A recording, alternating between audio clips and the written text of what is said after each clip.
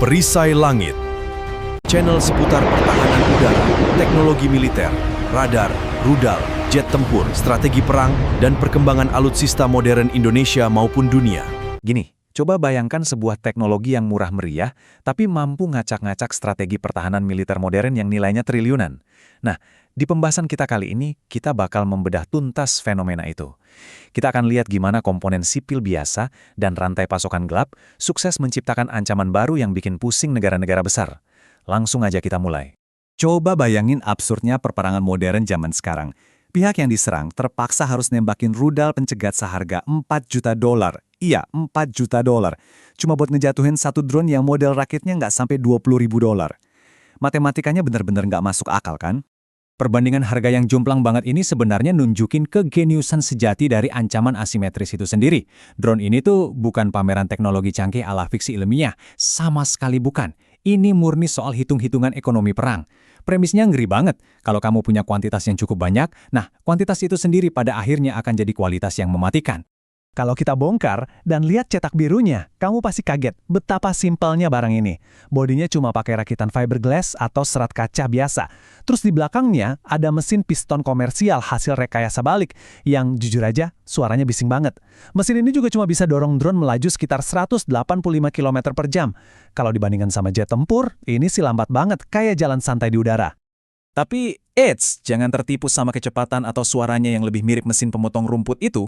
Di dalamnya, benda ini bawa hulu ledak seberat 40-50 kg. Desainnya tuh mirip banget kayak senapan shotgun raksasa. Jadi pas meledak, dia bakal nyemburin ribuan serpihan logam tungsten berkecepatan tinggi. Efeknya, kehancuran maksimal. Apalagi kalau targetnya itu infrastruktur vital seperti pembangkit energi. Terus, pertanyaannya, gimana caranya program senjata kayak gini bisa jalan lancar di tengah sanksi global yang gila-gilaan?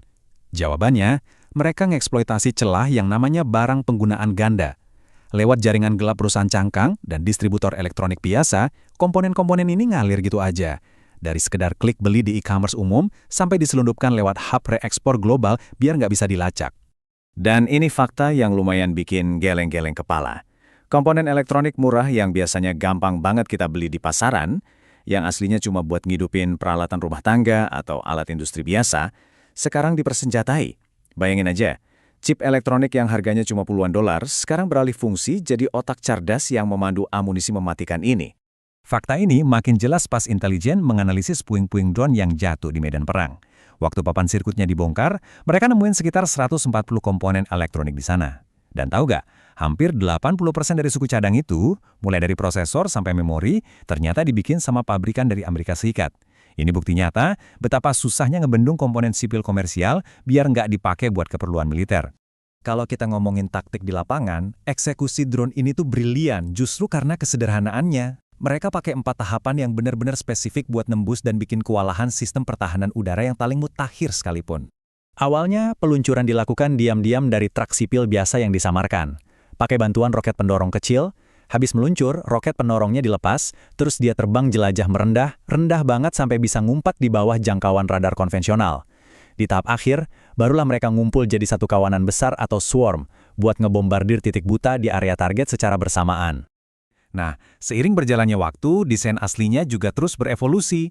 Model awal dari Iran yang pakai bodi fiberglass tadi, sekarang udah di-upgrade jadi varian domestik Rusia yang namanya Geran 2. Varian baru ini jelas jauh lebih tangguh. Bodinya pakai bahan komposit serat karbon, plus dipasangi modul navigasi canggih yang diklaim super kebal dari serangan pemblokiran sinyal atau jamming. Semua ini pada akhirnya ngebawa kita ke masalah inti, yaitu dilema ekonomi di dunia pertahanan modern. Mengandalkan sistem rudal pertahanan premium seharga jutaan dolar tuh sekarang terbukti nggak masuk akal secara finansial. Stok amunisi rudal yang mahal tuh bakal cepat ludas cuma buat ngelawan kawanan drone murah yang datang tanpa henti. Ini ibarat persamaan matematika yang udah pasti bikin rugi pihak yang bertahan.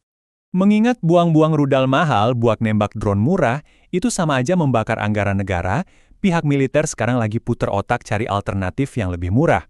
Makanya kita mulai melihat pergeseran taktik. Mereka mulai ngidupin lagi meriam anti pesawat jadul, ngegunain taktik peperangan elektronik buat ngacoin GPS drone, sampai ngerancang drone pencegah kinetik yang murah meriah buat ditabrakin langsung di udara. Di garis depan, situasi asimetris ini maksa pasukan buat ngelakuin adaptasi yang, bisa dibilang lumayan nekat. Coba bayangin, mereka sampai masang 10.000 mikrofon murah, membentuk jaringan sensor yang disebut Sky Fortress. Tujuannya buat dengerin suara mesin drone yang berisik itu secara fisik. Terus, data suaranya dipakai buat mandu mobil-mobil pickup biasa yang udah dipasangi senapan mesin berat buat ngejar drone-drone itu di tengah malam. Keberhasilan dari model asimetris yang melumpuhkan ini benar-benar bikin kaget, dan efek dominonya ngeri banget, memicu perlombaan senjata global yang sama sekali baru. Sekarang, nggak cuma militer negara-negara besar, tapi berbagai kelompok bersenjata non-negara di berbagai penjuru dunia juga ikutan sibuk merekayasa balik cetak biru ini. Tujuannya jelas, membangun kemampuan serangan jarak jauh mematikan mereka sendiri dengan biaya seminimal mungkin. Pada akhirnya, dari pembahasan kita ini, satu hal jadi sangat jelas. Era di mana langit cuma dikuasai sama jet tempur siluman super mahal, itu udah resmi berakhir. Sekarang ada satu pertanyaan besar yang harus kita renungkan sama-sama. Gimana caranya negara-negara adidaya bakal nyesuaiin strategi pertahanan mereka kalau ternyata kemampuan untuk melakukan kehancuran presisi yang mematikan kini udah bisa diakses siapa aja yang punya modal $20.000?